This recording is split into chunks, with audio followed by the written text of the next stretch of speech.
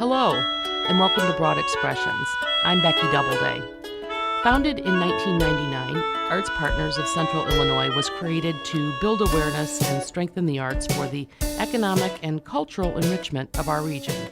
Their vision? To be the one-stop source for arts information in Central Illinois, and to facilitate partnerships and programs that empower and raise awareness for the arts.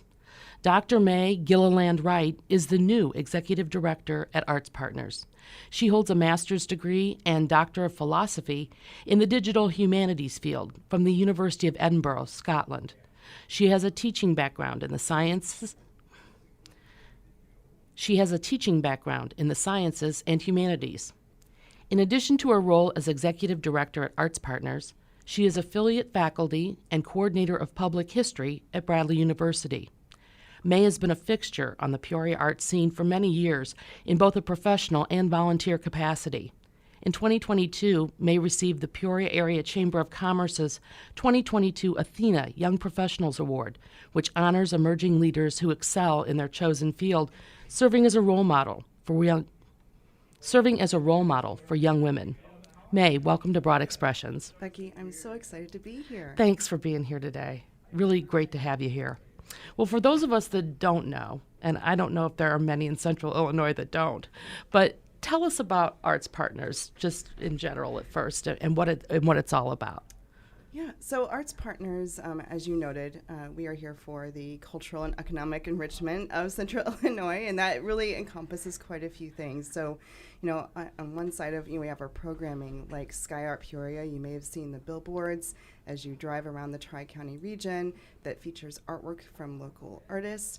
We have programs like Ignite Peoria. It's a full-day free festival at the Peoria Civic Center, which features, hundreds of artists and organizations and things that you can do, as well as a Makers Fest.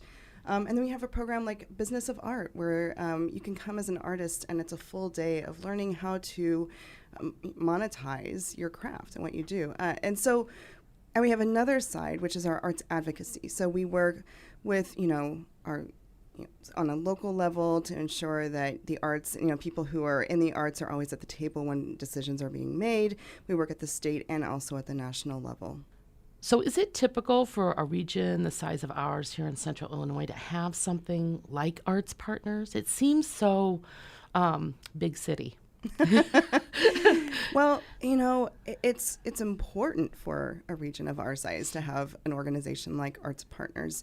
Not every region does. Thankfully, the city of Peoria decided to invest in ArtsPartners and has continued to invest because it is important. What benefits the entire region benefits Peoria, of course, and we serve the Tri-County region, so Tazewell County, Woodford, and Peoria counties. There are other organizations like us. Bloomington has one. The Quad Cities has, Quad City Arts. And they vary in size. And, of course, the more funding that you give those organizations, the more they're able to do. Right. Yeah. Stands to reason. Yes, yeah. But we're quite fortunate. So ArtsPartners is part of what is called the Local Arts Network. So we are the hub that state organizations talk to disseminate information to local artists and arts organizations. At the top, we talked about the impact on the enrichment of the region, both culturally and economically. Talk about the economic impact. Most people might not think, they might get, obviously, the cultural impact of arts in the community. Mm-hmm. But what's that economic impact? So it's pretty staggering when you hear the numbers. In Illinois, so we'll just look at our state, the arts and culture sector represents 3.1% of the state's GDP and over 190,000 jobs. So the U.S. Bureau of Economic Analysis reported that the arts and culture sector actually contributed $26.5 billion to our state's economy in 2020 alone. So it's huge, and right, it's really important. And that was in 2020, during a COVID year. During the COVID year. Mm-hmm. Yeah, that's amazing. Yeah. Well, and think about it at the time, that is when we really learned just how important the arts are. I think people, people who are within the arts kind of have an idea of it. But when you're not living it on a day-to-day basis, you don't really think about the fact that you rely on the arts, to help entertain you and to make you feel happy. I mean, that is what attracts and retains talent in a region. If you don't have anything to do on a weekend, then you're probably not feeling too great about where you're living. But here in Peoria, if you look at an arts calendar, you will always have something to do. We know, too, that, big cities, Broadway's back, exhibits at museums in major cities. Is that the trend, too, here? Are we seeing things pick up, so to speak? Oh, absolutely. Like as I said, when people tell me that they don't feel like they have anything to do in Peoria or the region, I'll just say, just look at our Arts Partners calendar, because there is literally something on there to do every day.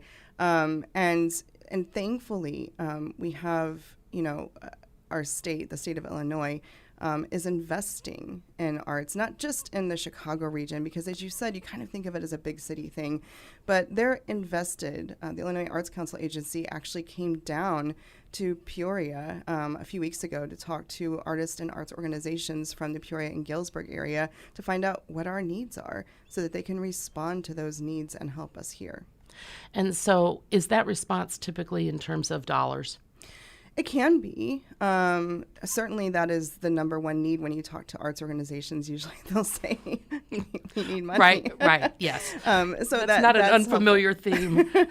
But there are other nonprofit organizations that help out artists. I just talked to some folks yesterday who, these are attorneys who give their services on a pro bono to artists and arts organizations. And they look at art very broadly. So that could be, any legal issues you might have for a podcast, for instance, that you need to work through. They will offer those services to artists. So those are those sort of things that, maybe those are not dollars, but it's in kind, and that can be very useful to organizations.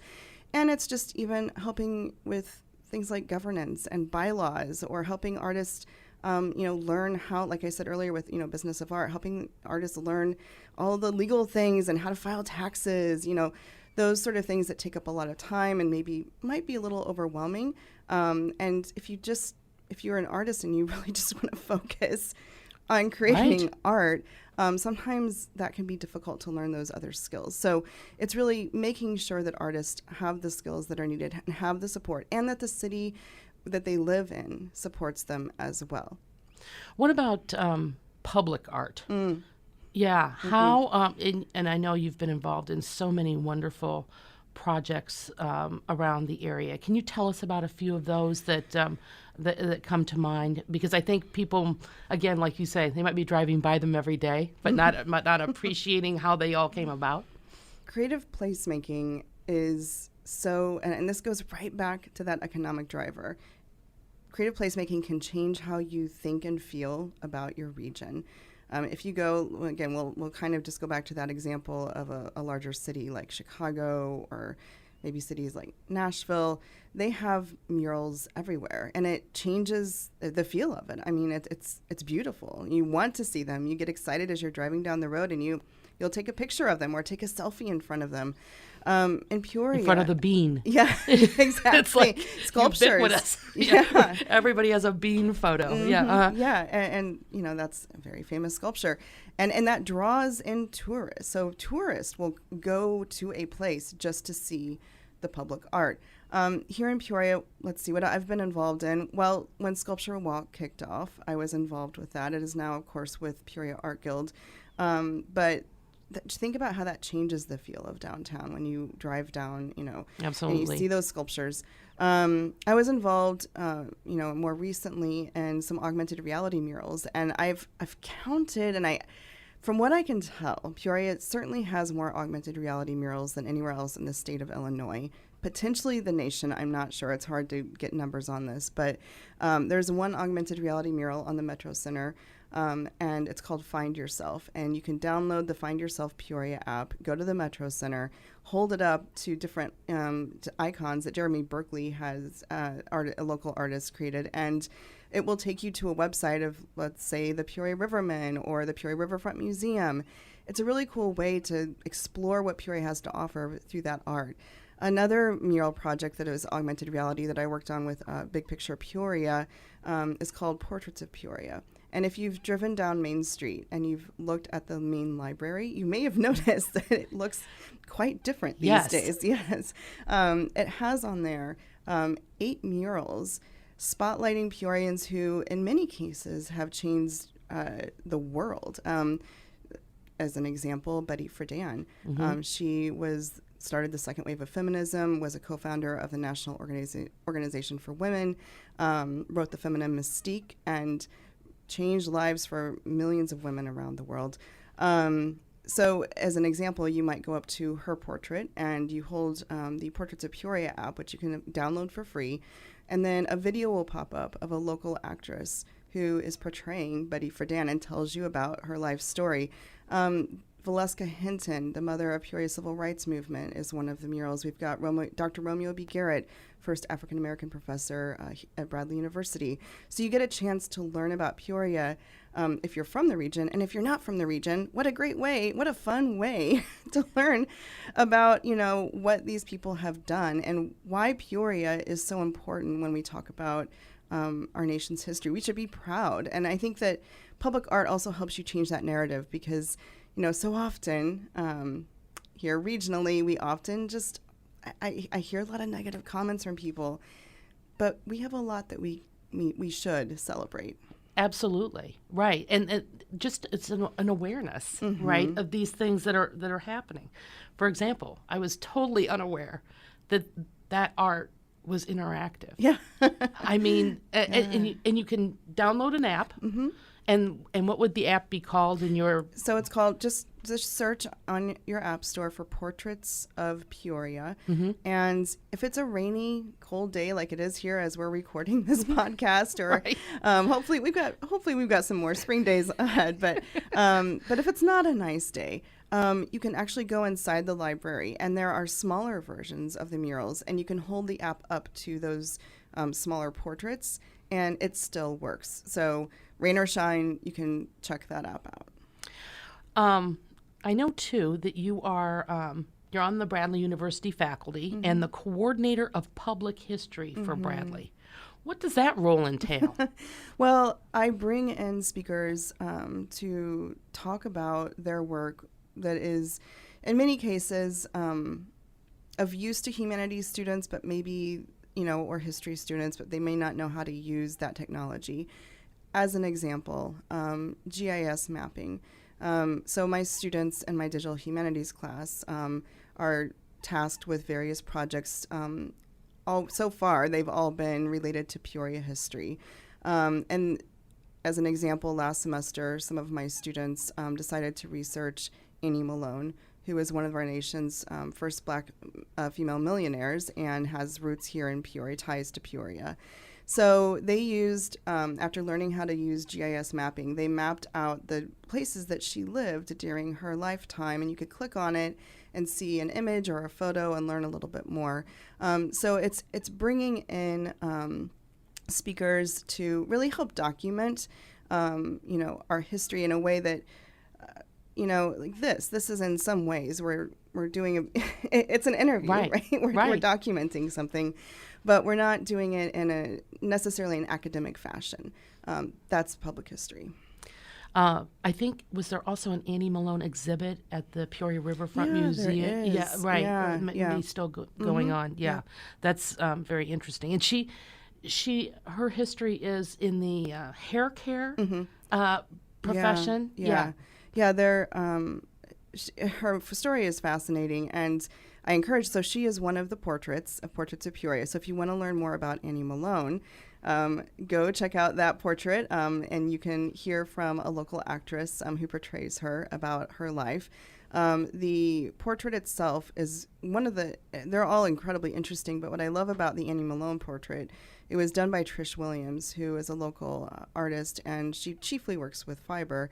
So she quilted the face of Annie Malone. So when you're looking at that mural, which is on the window of the main library, just remember that is actually a quilt which I don't. I'm so it's a representation of the quilted. It's been photographed and then printed onto the window in the form of a window cling.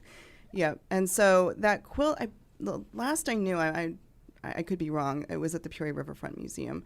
You could actually still see it, but it's pretty incredible. Yeah, it is, and it's very impactful when you're driving down Main Street and seeing those murals. So you have a master's degree and a doctor of philosophy in digital humanities. Tell us about that field and how that has informed, and it sounds like it has already, your profession. We heard a little bit already. Yeah. How has that informed your professional career? So my career, it was a kind of a long and winding road. As I was pursuing my education, I would actually come back to Peoria every summer for a few months and every winter break, and I would work at what was then Lakeview Museum at the planetarium, and I would present shows. I actually started working there as a volunteer when I was 12 years old, and I was really more of a science math person growing up. So right, yeah. I saw also in your biography that you are a writer and that you're a science writer. That you've been involved on both. Yeah, a lot of times it's the left brain, right brain people, but you've got both. There. Yeah, well, yeah. It was, pursuing, I really didn't know what to pursue. And whenever I have students who say, oh, this is my major, I kind of think, well, we'll see where you end up. Absolutely. As an undergrad, I think I changed my major 4 times. I really didn't know where to go with anything. And interestingly, I wanted to take German because I had a language requirement, but it wasn't available. So I ended up taking Ancient Greek. And it changed my life forever because I fell in love with Ancient Greek. And it kind of threw me, so broadly I was in the humanities field, but in order to research this particular Ancient Greek, it kind of threw me into the religious studies sector. So when I went to Edinburgh, I was actually landed in the School of Divinity. That was the only place that really fit where I wanted to do, that would fit my research, which at the time was researching ancient Greek manuscripts to see how they changed over time using multivariate analysis and using software that I had further developed. It had started to be developed by someone else. But I was, really into computer programming. I started computer programming when I was 7 years old. So this was something that I was really into. So that's the digital humanities part of it, right? So I took something that, these ancient Greek manuscripts, transcribed them, and then fed them into software to show how they were related to one another. And so I spent my time doing that. And, just spoiler alert, there's really not much of a market for that in Peoria. Right. Yeah. Right. But great for all of humanity. It was fun. Yeah. Right. It was really interesting. And it was something that I planned to keep on doing. I had, was looking at doing postdocs, in either France and Paris or in the UK. But that didn't quite go as I had planned because I ended up meeting someone when I was visiting back here in Peoria, who is now my husband. So oftentimes life will take us in those different directions. Yeah. But what are for the digital humanities and what you did? What are the applications? Is it for looking at other, not just ancient Greek, but other languages? Oh, absolutely. Too. But it is ancient languages. Oh, yeah. But really, it's pretty much concentrated on one specific kind of Greek called Koine Greek. In this case, because those are where you find most of the manuscripts, and these are religious manuscripts for they're Christian, for the most part. They're Christian manuscripts because there are just so many of them. So when you're doing statistical analysis, obviously you want to have as much data as you possibly can. So that's what threw me into the School of Divinity, was that I was doing what we called New Testament textual criticism.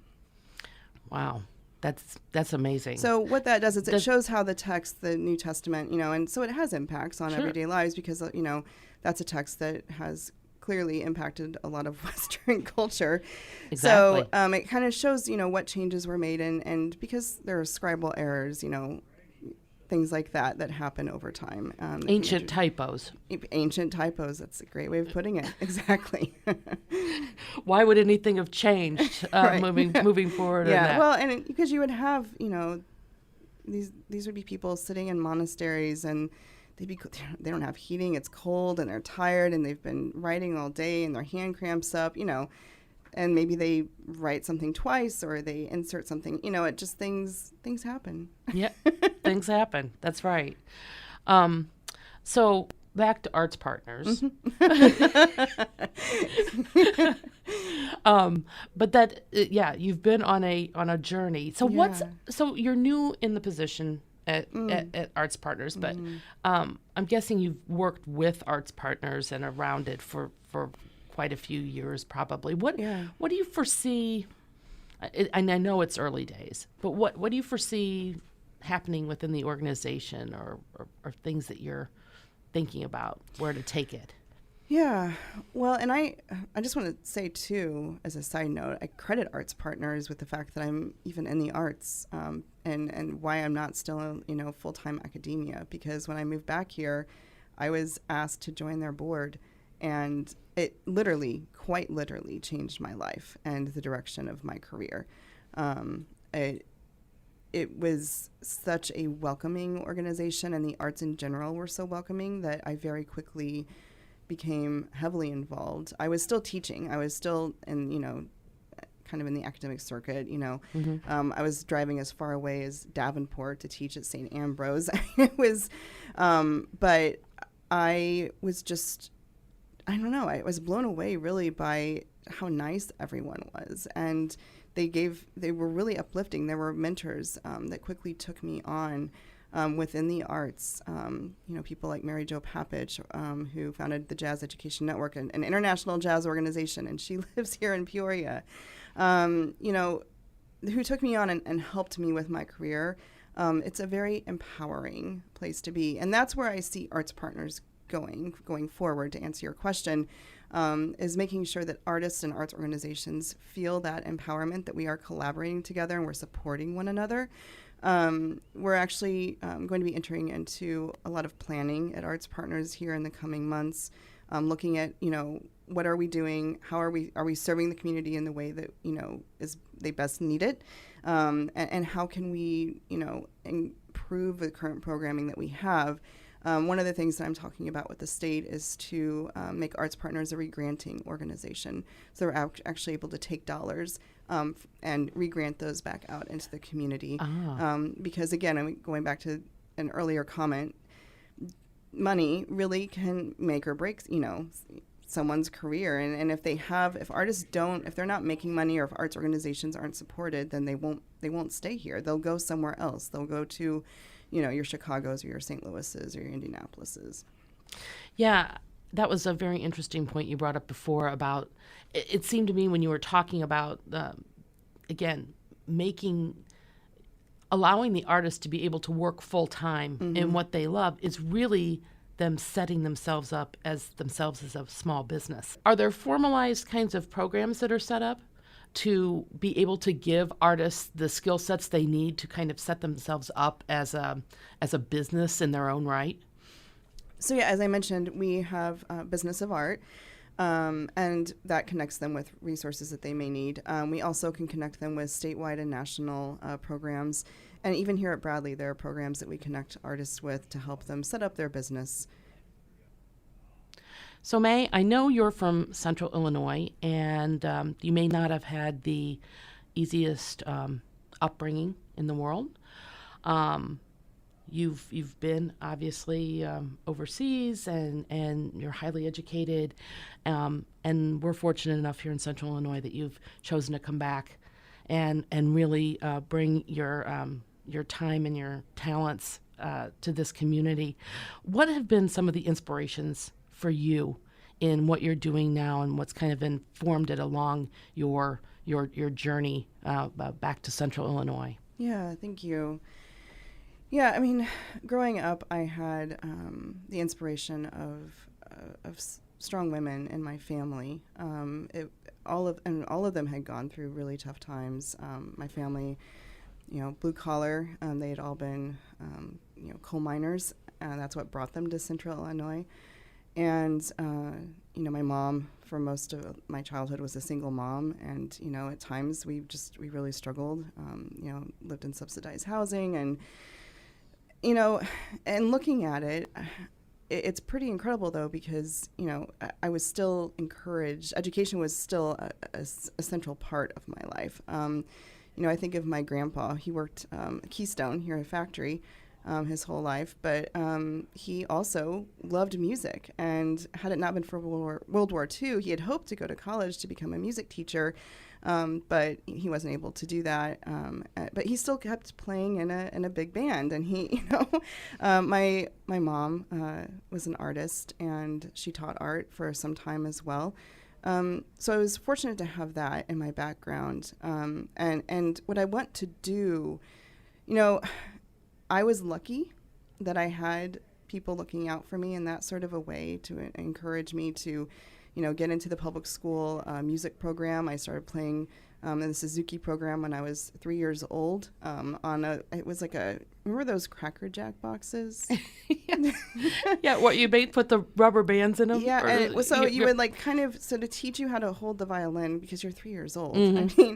I mean, those little tiny violins. Little tiny violins, but before you got the tiny violin, they gave you a Cracker Jack box with like a little, I don't know, they had like a ruler on it, Yeah. And you learned how to hold the violin, and the the encouragement for you at 3 is that if you learn how to hold it properly, then you get to open up the Cracker Jack box.